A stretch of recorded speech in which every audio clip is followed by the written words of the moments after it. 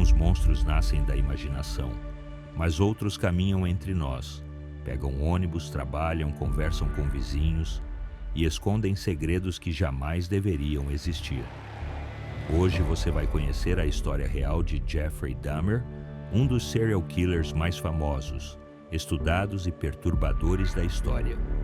Conhecido mundialmente como o Canibal de Milwaukee, o homem que transformou um simples apartamento em um dos cenários mais sombrios da criminologia moderna.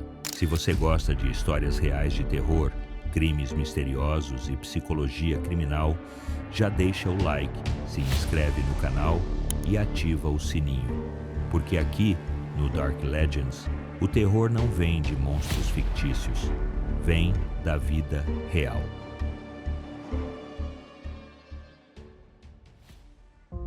Um garoto invisível. Jeffrey Lionel Dahmer nasceu em 1960, em Milwaukee, Wisconsin. Por fora parecia apenas mais um garoto comum da classe média americana. Mas desde cedo, algo nele parecia deslocado. Seus pais viviam em constantes conflitos, discussões, separações temporárias, tensão dentro de casa. Jeffrey cresceu em um ambiente emocionalmente frio, com pouco afeto e muita instabilidade. Na escola, era extremamente tímido, quase não falava, não tinha amigos próximos, passava os intervalos sozinho, observando os outros. Enquanto as crianças brincavam, Jeffrey parecia sempre ausente, preso dentro da própria mente. Os professores o descreviam como educado, mas estranho. Os colegas o viam como esquisito, e dentro dele crescia um sentimento constante: solidão. A curiosidade pela morte. Desde a infância, Jeffrey demonstrava fascínio por coisas mórbidas. Gostava de observar animais mortos na estrada. Se interessava por ossos, estruturas, anatomia. Não era exatamente violência, era curiosidade, uma tentativa de entender a morte, de controlar algo que ele não compreendia. Com o passar dos anos, esse interesse se misturou com isolamento, fantasias mentais e dificuldade extrema de se relacionar com pessoas. Jeffrey não sabia criar vínculos, não sabia lidar com rejeição, não sabia se conectar e começou a confundir presença com posse, companhia com controle. O primeiro crime. Em 1978, pouco depois de se formar no ensino médio, Jeffrey comete seu primeiro assassinato. A vítima era um jovem que ele conheceu casualmente. O encontro parecia comum, mas terminou mudando tudo. Depois desse episódio, algo se quebrou definitivamente. Jeffrey percebeu que matar lhe dava uma sensação de domínio, de ter alguém que não iria abandoná-lo, de congelar o momento para sempre. Mesmo assim, ele não foi preso, seguiu sua vida normalmente, entrou para o exército, foi dispensado, voltou a morar com familiares, arrumou empregos simples, por fora, um cidadão comum, por dentro, uma mente em deterioração. O monstro aprende a se esconder.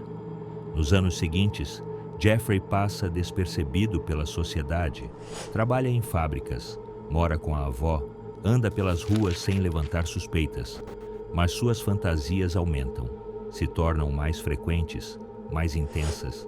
Ele não queria apenas matar, queria controle absoluto, queria impedir a perda, queria que as pessoas nunca fossem embora. A solidão não diminuiu, ela se transformou.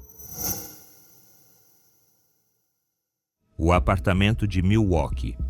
No final dos anos 80, Jeffrey se muda para um pequeno apartamento em Milwaukee. Um prédio simples, vizinhos comuns, nada que chamasse atenção. Mas dentro daquele lugar, ele começa a cometer a maioria de seus crimes. Ele atraía jovens com promessas simples: dinheiro, bebida, fotos, companhia. Nada parecia perigoso, nada parecia estranho. E é isso que torna tudo ainda mais assustador.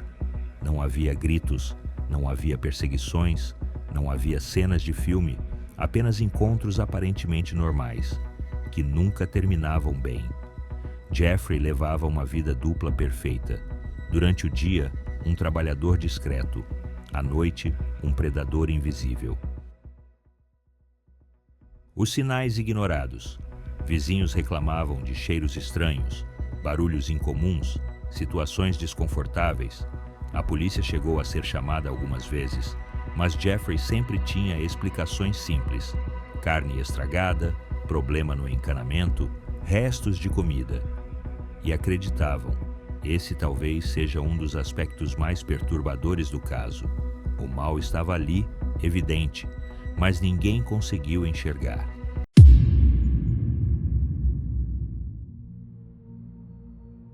O erro fatal. Em 1991, tudo muda. Uma das vítimas consegue escapar e pedir ajuda na rua.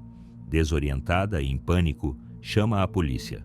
Os agentes vão até o apartamento de Jeffrey Dahmer. O que encontram lá dentro muda para sempre a história criminal dos Estados Unidos. Fotos, registros, objetos pessoais, evidências que revelavam uma sequência de crimes ao longo de anos. O homem calmo, educado, de fala baixa, era responsável por 17 assassinatos confirmados. Milwaukee entra em choque. Os Estados Unidos entram em choque. O mundo entra em choque. O monstro estava exposto. O julgamento. Durante o julgamento, Jeffrey se comportava de forma quase apática, sem chorar, sem gritar, sem negar. Confessou tudo. Os psiquiatras afirmaram que ele tinha graves transtornos mentais, mas o tribunal decidiu que ele era capaz de entender seus atos. Resultado: 15 prisões perpétuas consecutivas. Um dos maiores criminosos da história moderna estava oficialmente condenado. A mente de Jeffrey Dahmer. O que mais intriga psicólogos até hoje não são apenas os crimes, mas a mente por trás deles. Jeffrey não demonstrava ódio, não demonstrava prazer explícito, não agia por vingança. Ele agia por medo de abandono, por necessidade de controle, por incapacidade emocional de se conectar com seres humanos. Seu maior pavor não era a morte, era a solidão. Ele queria congelar relações, parar o tempo, impedir que as pessoas fossem embora. Era menos sobre violência e mais sobre vazio.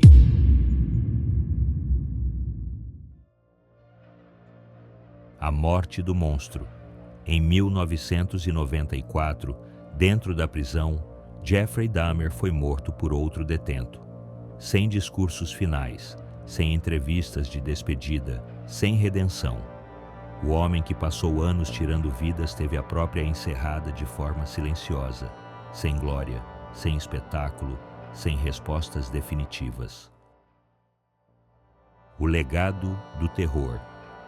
Até hoje, o nome Jeffrey Dahmer é estudado em cursos de psicologia, criminologia e direito.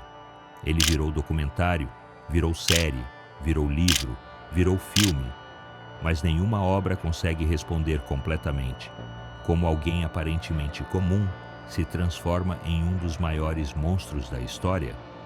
A verdade é que o caso Dahmer não é só sobre crimes, é sobre isolamento, negligência emocional, falhas sociais e os limites da mente humana, porque o verdadeiro terror não está em fantasmas, não está em demônios, não está em criaturas sobrenaturais, está em pessoas reais, com rostos comuns, com vidas normais, com segredos impossíveis de imaginar.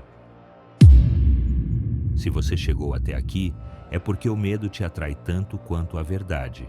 Então já deixa o like, se inscreve no canal e ativa o sininho para não perder nenhuma das próximas histórias reais de terror. Aqui é o Dark Legends, onde as lendas mais sombrias ganham vida e o horror não vem da ficção, ele vem da mente humana.